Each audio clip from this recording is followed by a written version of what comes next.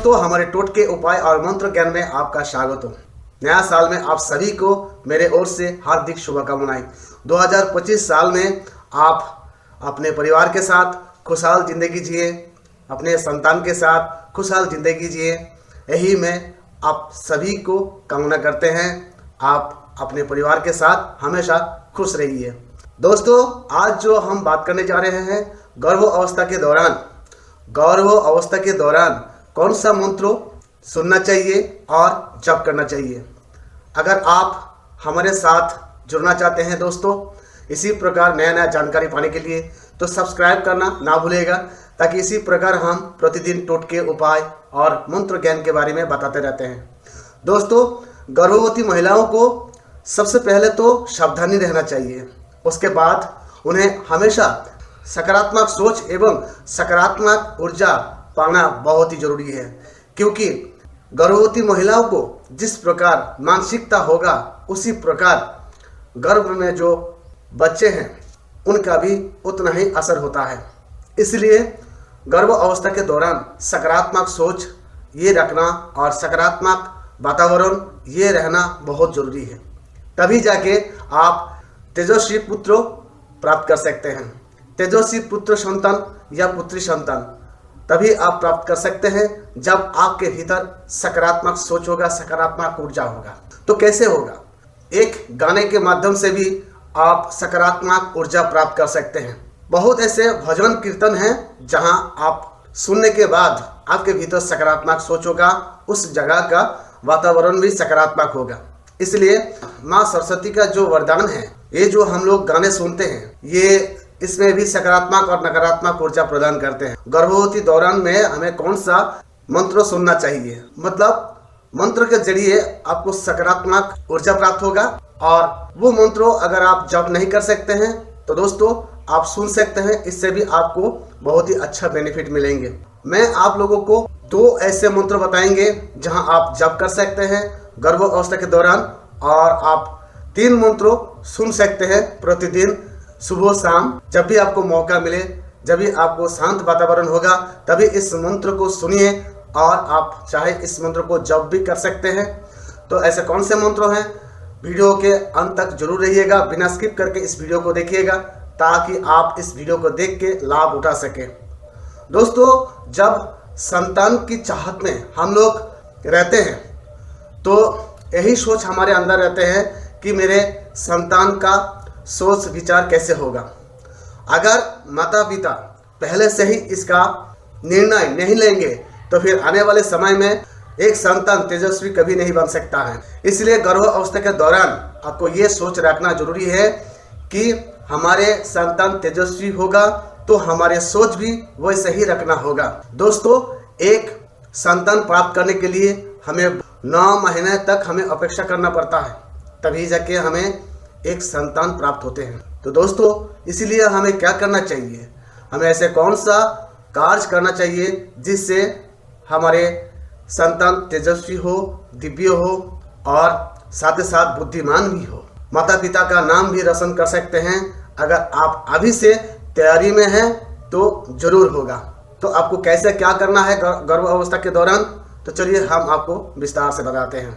गर्भवती महिला के लिए सकारात्मक मानसिक और आध्यात्मिक ऊर्जा बढ़ाने के लिए 3 मंत्र सुनना चाहिए, और वो तीन मंत्र ये हैं। पहले मंत्र है गायत्री मंत्र। अगर आप गायत्री मंत्र सुनते हैं तो बहुत ही अच्छा सकारात्मक ऊर्जा देते हैं, वातावरण भी शुद्ध कर देते हैं। गायत्री मंत्र अगर आप सुनते हैं तो आपके पेट में जो बच्चे हैं, संतान हैं, उनके भी असर होता है और दिव्य असर होते हैं, जहां आने वाले समय में आपके संतान भी तेजस्वी ही होंगे, बुद्धिमान होंगे। इसलिए गायत्री मंत्र सुबह शाम जब भी चाहे आप सुन सकते हैं, इससे आपके मानसिकता बढ़ेगा। गर्भ अवस्था के दौरान आपको सुबह शाम महामृत्युंजय मंत्र का जप करना चाहिए, या फिर महामृत्युंजय मंत्रों का भजन सुनना चाहिए। इससे भी सकारात्मक ऊर्जा देते हैं और इससे भी आपको बहुत ही ज़्यादा बेनिफिट मिलेंगे। महामृत्युंजय मंत्र जहां मृत्यु को भी टाल देते हैं। अगर व्यक्ति जप करते हैं तो भी फायदे हैं और सुनते हैं तो भी फायदे हैं। जहां इस मंत्र को सुनाई देते हैं उसी जगह में मतलब सकारात्मक और शुद्ध हो जाते हैं, उसका वातावरण भी बदलाव हो जाते हैं, जहाँ नकारात्मक ऊर्जा प्रवेश नहीं कर पाते हैं। अब बात करते हैं तीसरा मंत्र की, आपको कौन सा मंत्र सुनना चाहिए। दोस्तों तीसरा मंत्र ये है हनुमान चालीसा या सुंदरकांड। अगर आप हनुमान चालीसा भी गर्भावस्था के दौरान सुनते हैं तो आपके लिए बहुत ही फायदेमंद है। ये मंत्र भी बहुत ही प्रभावशाली है। सुंदरकांड सुनना बहुत ही जरूरी है। हनुमान चालीसा का पाठ सुनना बहुत ही लाभकारी होता है। हनुमान चालीसा पाठ या सुंदरकांड आप दो में से कोई भी एक आप सुन सकते हैं। इससे भी गर्भवती महिलाओं को बहुत ही अच्छा बेनिफिट मिलते हैं। दोस्तों आप बात करते हैं, अगर आप मंत्र जप करना चाहते हैं तो इस मंत्र को भी आप जप करके बेनिफिट प्राप्त कर सकते हैं। इसमें आपके बच्चे आप दोनों ही सुरक्षित रहेंगे नकारात्मक ऊर्जाओं से। दोस्तों गर्भावस्था के दौरान नकारात्मक ऊर्जाओं से बचने के लिए हमें इस मंत्र का जप करना चाहिए ताकि आप सुरक्षित रह सके, आपके पेट में पले हुए बच्चे भी सुरक्षित रह सकते। नकारात्मक ऊर्जा को दिखाई नहीं देते हैं मगर नुकसान करने में बहुत ही आगे रहते हैं। इसलिए ऐसे नकारात्मक ऊर्जाओं से आप हमेशा सुरक्षित रहेंगे अगर आप इस मंत्र को जप करते हैं। मंत्र है ओम ह्रीं श्रीं क्लीं ग्लो गणपतये नमः। ओम ह्रीं श्रीं क्लीं ग्लो गणपतये नमः।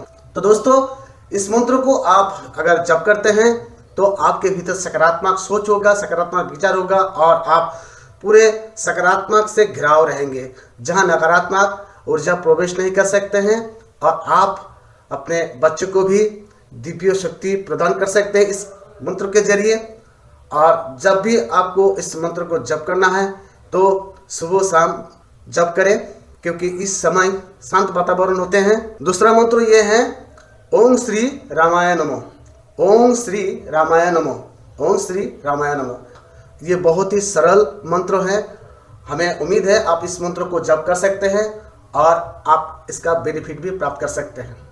दोस्तों गर्भावस्था के दौरान अगर किसी नकारात्मक ऊर्जा हावी हो जाते हैं तो फिर आप परेशान हो सकते हैं। दोस्तों हमें पता है जब कोई गर्भावस्था में रहते हैं महिला तो नकारात्मक ऊर्जा उससे हावी होने के लिए इधर उधर घूमते रहते हैं। वास्तव में ऐसा बहुत मैंने देखा हूँ। इसलिए घर में जब भी आपको मौका मिले ये 3 मंत्र को सुनना, और हो सके आपको अगर टाइम मिलते हैं तो ये 2 मंत्र को जप करना ना भूलिएगा। दोस्तों मंत्र जप करने से सबसे ज़्यादा बेनिफिट मिलते हैं। अगर आप जप नहीं करेंगे, आपको समय नहीं मिलता है, तो फिर कम से कम ये 3 मंत्रों को जरूर सुन लेना। ये 3 मंत्र अगर आप सुन लेते हैं, हमें उम्मीद है आप सुरक्षित रहेंगे, आपके बच्चे सुरक्षित रहेंगे। उसके बाद जो भी बच्चे जन्म होंगे वो तेजस्वी होगा, बुद्धिमान होगा और धार्मिक होगा, संस्कारिक होगा। दोस्तों हम इसलिए बता रहा हूँ ये मंत्रों ताकि आपको बेनिफिट मिल सके। अगर आपको इस मंत्रों के जरिए बेनिफिट मिल जाते हैं तो मेरे जैसा खुशी कोई नहीं होगा। आप एक बार आजमा कर देखिएगा और आने वाले समय में आपको हमारे बात जरूर याद आएगा। ये था आपके लिए छोटा सा जानकारी। हमारी ये मंत्रों के बारे में क्या राय है, क्या विचार है, कमेंट करके जरूर बताइएगा। अगर आपको कोई भी शक्तिशाली मंत्र के बारे में कुछ जानकारी चाहिए तो नीचे कमेंट करके जरूर बताइएगा। हम आपके लिए दिन रात मेहनत करते हैं ताकि आपको कुछ बेनिफिट मिल सके और हमें भी मोटिवेशन मिल सके। धन्यवाद दोस्तों, फिर अगले वीडियो में मिलेंगे। तब तक के लिए आप सुरक्षित रहिए, खुश रहिए। नया साल में आप मौज मस्ती करते रहिए।